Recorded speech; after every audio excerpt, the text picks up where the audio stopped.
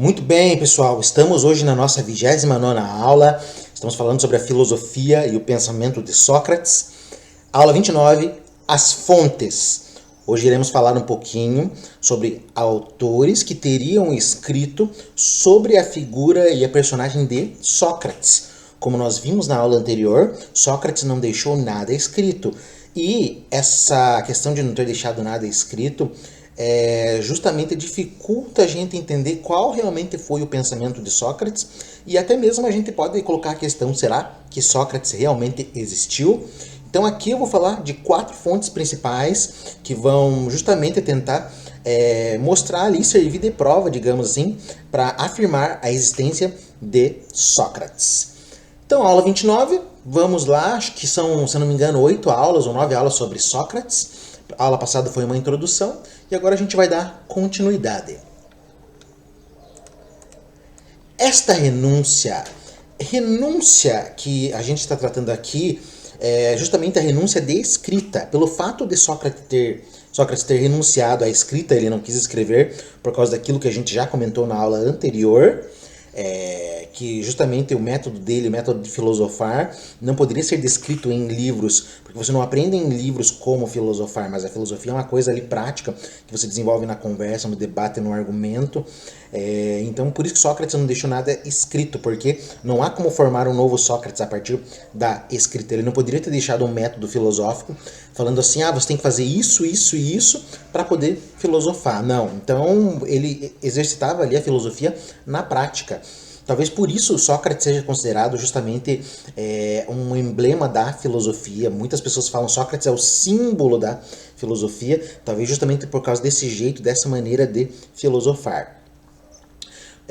A gente também, eu comentei um pouquinho nas aulas anteriores, que Sócrates é considerado o pai da psicologia, justamente por afirmar que a essência do homem é a sua alma, conforme a gente vai ver ainda, não falei sobre isso, mas esse método de Sócrates ali de conversando, debatendo, extraindo a ideia da cabeça do sujeito, da pessoa, investigando essas ideias, aquilo que a gente poderia, digamos assim, comparar com o método do psicólogo, embora o psicólogo vai fazer mais coisas, mas de certa forma Sócrates inaugura esse método, digamos assim, aqui no Ocidente. Pelo menos até onde eu saiba, não existe nenhum outro autor que teria trabalhado aí dessa forma, dessa maneira. Então, esta renúncia de escrever coloca-nos perante o difícil problema de caracterizar a personalidade de Sócrates através de testemunhos indiretos. Então, o que a gente tem ali sobre Sócrates são testemunhos indiretos. E é assim que a gente monta a sua personalidade. Mas isso também é complicado, porque uma coisa é você ler aquilo que o autor fala sobre si ou sobre a maneira como ele desenvolve o método. E outra coisa bem diferente é uma conversa indireta que vai justamente falar sobre esse autor. Uma coisa é o autor falando sobre si, outra coisa é esse autor sendo falado por outras pessoas. É a mesma coisa que a gente vai parar para pensar em relação à fofoca. Uma coisa é o que você fala, outra coisa ali é o que vão falar daquilo que você falou. Então, o que a gente tem ali do Sócrates são esses testemunhos indiretos, e a gente tem 3 principais ali colocados por Nicolas Banhain, mas tem um quarto também que ele vai mencionar aqui que para mim é importantíssimo, apesar de, digamos assim, destruir a imagem que a gente tem de Sócrates aqui no Ocidente. Possuímos 3 testemunhos principais, que vamos falar lá do Sócrates. O de Xenofonte, nos ditos memoráveis de Sócrates. Então, esse é um. Então, ali do Xenofonte, que teria sido um discípulo de Sócrates, nós temos essa descrição sobre o personagem e a figura de Sócrates. Nós também temos a descrição ali de Platão, que o faz falar como personagem principal na maior parte dos seus diálogos. Então, Platão, como a gente sabe, vai utilizar Sócrates como personagem principal na grande maioria dos seus diálogos. E é a partir disso que a gente conhece também, digamos assim, o método, o pensamento do Sócrates, da filosofia socrática.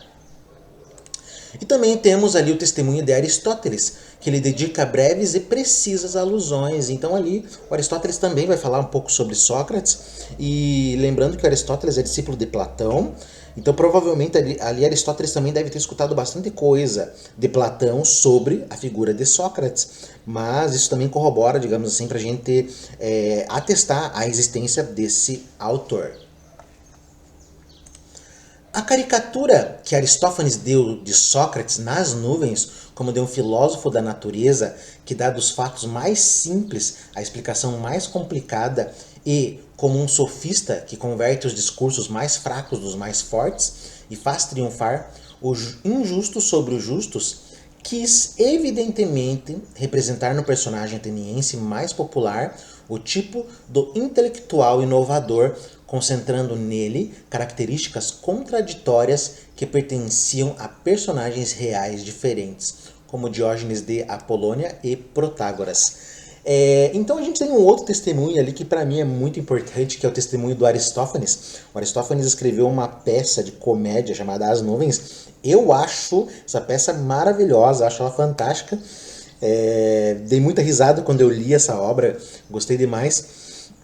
Mas ela traz, de certa forma, ali um Sócrates que não tem nada a ver com aquele Sócrates de Platão. Você pega lá o Platão e vê como o Sócrates age, como o Sócrates fala, e você vai lá no Aristófanes e pega essa peça, As Nuvens, e vê como que se comporta o Sócrates.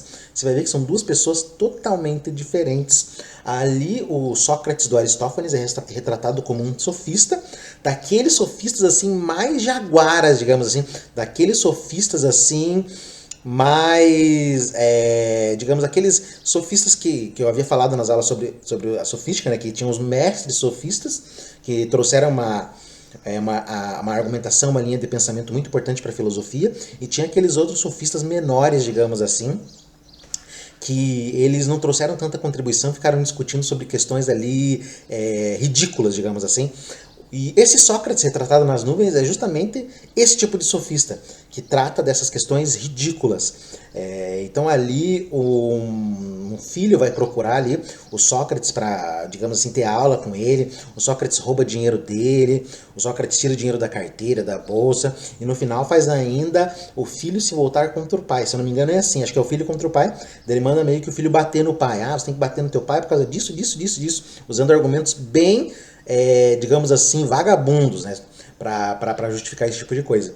Então é esse o Sócrates que é retratado nas nuvens. Então melhor do que eu falando aqui, você pegar aí, baixa a obra, compra a obra e dá uma olhadinha para você ver como que é esse Sócrates. Mas por que ele é interessante? Porque, para mim, se o Aristófanes está falando do Sócrates, isso significa que provavelmente existiu esse Sócrates. Não faria sentido o Aristófanes falar de alguém que não existe. Então a gente tem 4 fontes ali que vão falar do Sócrates: Xenofonte, Platão, Aristóteles e Aristófanes. Então a gente tem essas 4 fontes principais ali que vão descrever a figura e o pensamento ali do Sócrates. Essa caricatura não tem, portanto, valor histórico. Então, essa caricatura aí, que é feita do Sócrates ali na obra As Nuvens do Aristófanes, não tem um valor histórico, mas é importante porque ela mostra a preocupação de um autor de escrever sobre uma pessoa que a gente não tem certeza se existe ou não, mas ali talvez pelo fato dele ter escrito isso, dá mais a entender que Sócrates existiu do que não existiu. Vamos falar um pouquinho ali do Sócrates de Xenofonte.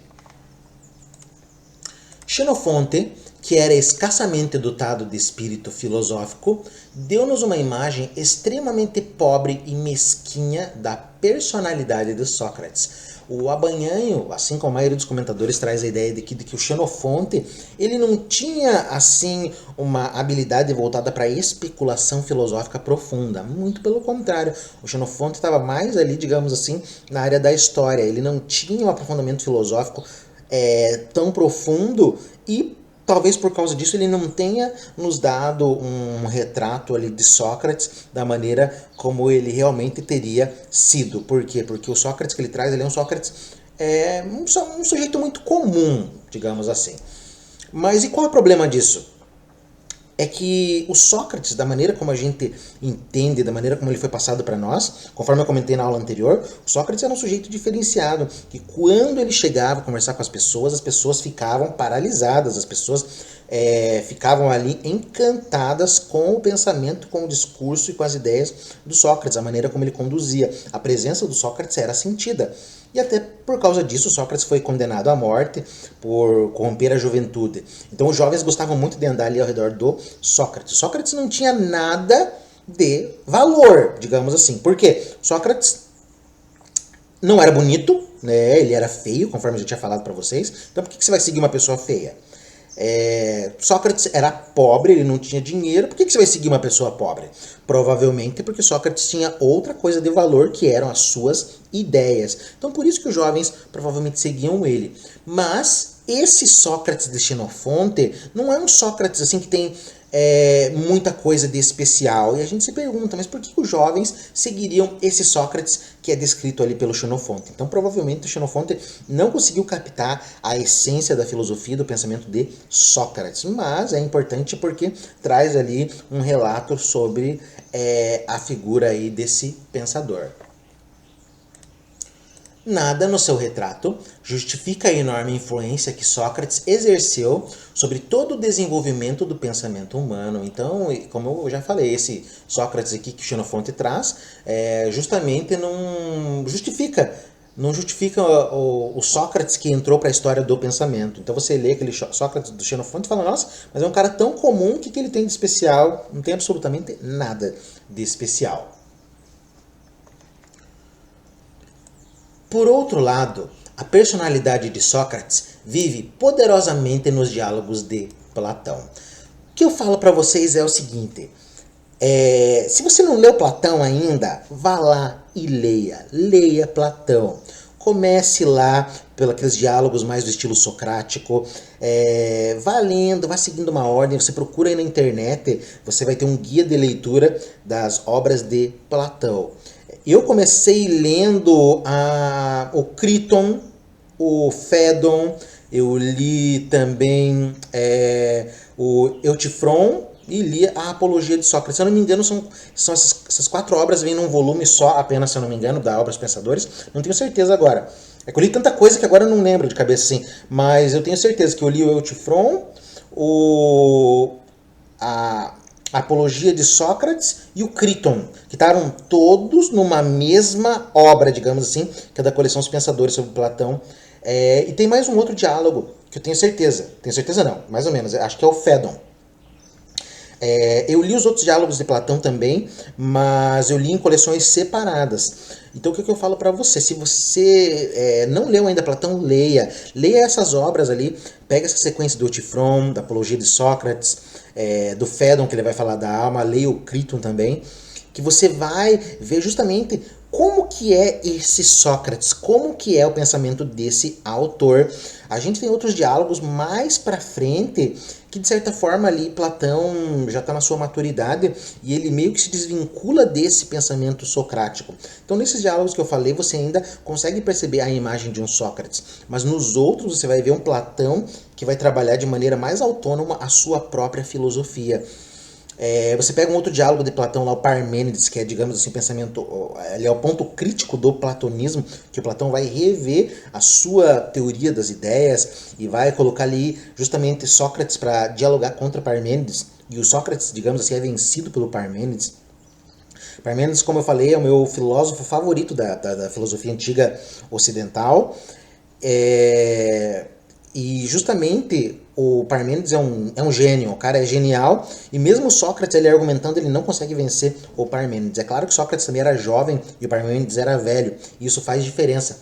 Mas o que eu falo para vocês é o seguinte, peguem as obras de Platão e leiam. Eu vou falar ainda sobre Platão nesse curso aqui da História da Filosofia, vai ser acho que umas 19 ou 20 aulas sobre Platão, mas uma coisa é você assistir essas aulas, outra é você ir lá e fazer a leitura. Nada substitui a leitura. Por que eu estou fazendo esses vídeos aqui, essas aulas? Porque eu quero que você pegue a obra lá do Nicolas Banhanho, quero que você compre ela, você pode comprar, tem na Amazon, tem na estante virtual, tem um monte de lugar. eu gostaria que você fizesse a leitura dessa obra e justamente viesse assistir meus vídeos aqui pra gente trocar uma ideia, pra gente justamente discutir sobre aquilo que está sendo apresentado. Mas nada substitui a leitura. Então você assiste esse vídeo aqui como se fosse uma novela, não tem problema, você também vai aprender. Mas outra coisa seria se você lesse primeiro e depois você viesse para minha aula para justamente a gente fazer esse confronto dessas ideias. Então leia Platão. Eu estou falando de Sócrates, leia os diálogos de Platão ali, esses que eu falei, que vão tratar ali do pensamento de Sócrates. Leia também o Xenofonte, leia o Aristófanes e procure justamente tentar entender você, quem é esse Sócrates. Então acho que nada substitui essa leitura e, conforme a Banhan está trazendo aqui, a personalidade de Sócrates vive poderosamente dentro das obras de Platão. Quer conhecer o Sócrates? Leia Platão. Mas é claro que a gente pode se questionar, mas será que esse realmente é o Sócrates? A gente não sabe, mas a forma como Platão descreve esse Sócrates, isso é maravilhoso, sem igual. As obras de Platão, por exemplo, a República e o Banquete, são uma das obras mais belas de toda a história da literatura e do pensamento ocidental. São obras de arte belíssima. Da mesma forma que você frui um filme que é maravilhoso, uma música que é maravilhosa, você tem que ler um livro que é maravilhoso também, República e o Banquete. É esse que eu indico para vocês, tá? Embora Platão não seja um dos meus filósofos favoritos, não há como não reconhecer a importância do pensamento de Platão. O cara é um monstro da história do pensamento, ele é importantíssimo. Mas aqui nasce legitimamente a dúvida de que Platão pense e fale ele próprio na língua de Sócrates, e que, portanto, não possa encontrar-se nos seus diálogos o Sócrates histórico. Então aqui de um lado a gente tinha o problema do Xenofonte, que estava mais ali para um Sócrates histórico, sem se aprofundar no pensamento filosófico. Aqui é o contrário, a gente tem o Platão que aprofunda o Sócrates filósofo, e esse aspecto histórico a gente fica meio em dúvida se é ou não. Mas a descrição que Platão dá de Sócrates bate com o legado do pensamento de Sócrates e com aquilo que a gente imagina que tenha justamente justificado o motivo da sua morte. Se ele impressionava os jovens, o diálogo de Platão mostra que esse Sócrates realmente impressiona. Porque você lê o diálogo e você fala, meu Deus, esse cara é um gênio, como que o cara pode pensar dessa forma? Como eu queria pensar dessa forma também. Então você lê esses diálogos de Platão, vê a figura do Sócrates e fica impressionado ali com o poder de argumentação do Sócrates. Pega a apologia de Sócrates, o Sócrates fala de coisas lindas, pega o Fédon. Fédon é maravilhoso, é um diálogo assim que você lê, você fica até emocionado pela beleza de argumentação. Finalmente, os testemunhos de Aristóteles nada acrescentam a quanto já se encontra em Xenofonte e Platão. Então, o que a gente tem ali do Aristóteles, que ele fala do Sócrates, não é nada que já não tenha no Xenofonte e que não tenha no Platão. Mas é importante, justamente, esse relato do Aristóteles para a gente tentar justificar essa existência do Sócrates. Porque, por exemplo, se Platão falou para o Aristóteles, que era seu aluno, sobre Sócrates, Platão provavelmente não teria inventado um personagem falando assim, existiu um cara chamado Sócrates, ele era assim. Não existiu, mas a gente vai falar dele, não. Né? O Platão vai falar de um cara que existiu, um cara que impressionou, que foi o mestre dele. Então, o fato do Aristóteles ter mencionado isso justamente mostra ali que provavelmente Sócrates é realmente um cara que existiu. E tem outras correntes de pensamento menores que a gente vai ver, que são as escolas socráticas menores, como o cinismo, a escola megárica, também ali que de certa forma vão pegar alguma coisa da filosofia do Sócrates, a escola cirenaica, que fala do prazer também. Então vai ter alguma coisa ali do pensamento e das ideias de Sócrates. Mas se Sócrates existiu ou não, pelo menos aqui dentro da história do pensamento, a gente vê que isso talvez não tenha uma certa relevância. E a gente começa a perceber isso depois de uma corrente da filosofia contemporânea chamada fenomenologia, porque a fenomenologia não está interessada, por exemplo, ela nos mostra isso. A fenomenologia não está interessada na ideia de que Sócrates existiu ou não. Não importa se Sócrates existiu ou não. O que importa é que existe um pensamento socrático, e esse pensamento socrático influencia toda a história do Ocidente. A fenomenologia falaria a mesma coisa sobre Cristo. Não importa se Cristo existiu ou não, mas existe um pensamento derivado de Cristo e isso influencia todo o Ocidente. Então o que importa é justamente a força e o impacto dessa realidade, desse fato, que é um fato dado pelo pensamento, que modifica a matéria, que modifica o comportamento, a ação, a ética e por aí vai. Não importa se Cristo e Sócrates existiram ou não, isso não é importante. O que importa é a influência desse pensamento. A fenomenologia é um método que ajuda a gente a perceber esse tipo de coisa e isso é muito interessante. Durante um certo tempo, o próprio caráter insuficientemente filosófico da apresentação de Xenofonte e o título da sua obra pareceram uma garantia de fidelidade histórica frente à evidência da transfiguração a que Platão submeteu a figura do mestre, sobretudo em alguns diálogos. Então, durante algum tempo ali, justamente essa obra do Xenofonte ela justamente dava muita credibilidade à figura histórica do Sócrates em contraposição justamente àquele Sócrates apresentado por Platão. Então, durante muito tempo ali dentro da história do pensamento, onde se estudou a figura de Sócrates, se buscou essas fontes, a obra de Xenofonte foi justamente muito considerada, justamente por apresentar esse Sócrates com aspectos históricos. Mas é claro que a crítica vai evoluindo, a crítica vai mudando, vai trazendo algumas ideias, alguns questionamentos, como por exemplo, mas como que esse Sócrates de Xenofonte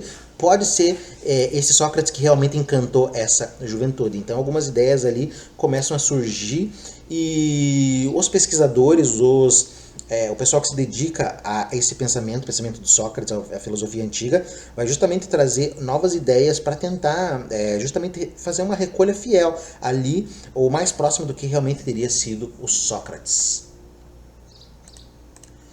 Mas a brevidade das relações de Xenofonte com Sócrates, a ineficácia evidente do ensino socrático sobre o seu caráter e sobre o seu modo de viver, foi substancialmente um aventureiro, e o longo período de tempo decorrido entre o seu aprendizado e a composição do seu escrito fizeram surgir a suspeita de que este escrito, mais que recolha fiel de recordações socráticas, seja uma composição literária não isenta de intuitos polêmicos, sobretudo contra Antístenes, e fundado em boa parte sobre escritos alheios, sem excluir os platônicos. Então, a pesquisa também chega à conclusão de que Sócrates e Xenofonte poderiam ter tido um contato ali muito breve e justamente também o fato de Sócrates não ter conseguido, de certa forma, ensinar ali o seu método em profundidade para Xenofonte, coloca em suspeita justamente a questão ali desse escrito de Xenofonte sobre Sócrates, porque talvez realmente Xenofonte deve ter conhecido Sócrates, mas talvez pelo fato de Xenofonte viajar muito, Sócrates a gente viu que ele saiu 3 vezes de Atenas, se eu não me engano, já Xenofonte saía demais e justamente o fato de sair muito impossibilitava ele de ter um contato, digamos assim, direto ali com Sócrates como os outros tinham. Por exemplo, ali Platão, o Alcibíades viam Sócrates todo dia, isso é uma coisa. Agora você vê o Sócrates de vez em quando é outra coisa diferente. E isso vai impactar a maneira como você descreve esse autor. Uma coisa é Platão, que está todo dia com Sócrates ali. Ele vai descrever Sócrates de uma maneira. Outra coisa é o Xenofonte, que vê Sócrates de vez em quando. Daí ele vai descrever de uma outra forma. E também, alguns ali teriam justamente colocado que talvez o Xenofonte tivesse escrito essas obras para fazer uma contraposição ao Sócrates do Aristófanes, que justamente vai trazer aquele Sócrates, digamos assim, palhaço ou bufão. Então Xenofonte poderia ter justamente escrito ali justamente para colocar em descrédito essa imagem aí do Aristófanes. O Antístenes também é um autor ali, o cínico, que ele justamente vai ser um seguidor de Sócrates e talvez ali também o Xenofonte tenha escrito sua obra para polemizar contra o Antístenes. E talvez também para polemizar contra outros escritos, incluindo também os escritos platônicos. Por outro lado, também os testemunhos de Aristóteles parecem dependentes em boa parte de Platão, e talvez mesmo do próprio Xenofonte. Então também ali a gente tem a ideia que aquilo que o Aristóteles escreve sobre Sócrates também se deveu aos escritos ali de Xenofonte e de Platão. Então a gente não sabe se o Aristóteles e o Sócrates têm essa relação direta, como é que é a relação entre eles, mas obviamente o Sócrates que Aristóteles conhece é um Sócrates mediado ali pelo Platão. De modo que a fonte fundamental para a reconstrução de Sócrates histórico é ainda e sempre Platão. Então, esse Sócrates que entra para a história da filosofia, para a história do pensamento, que morre por causa das suas ideias, a gente encontra esse Sócrates nas representações de Platão. A gente não consegue encontrar em nenhum outro lugar.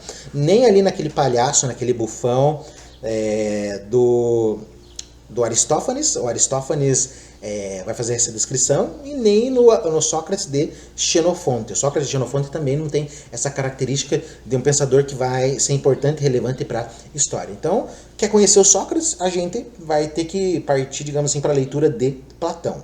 Então esse é o melhor jeito.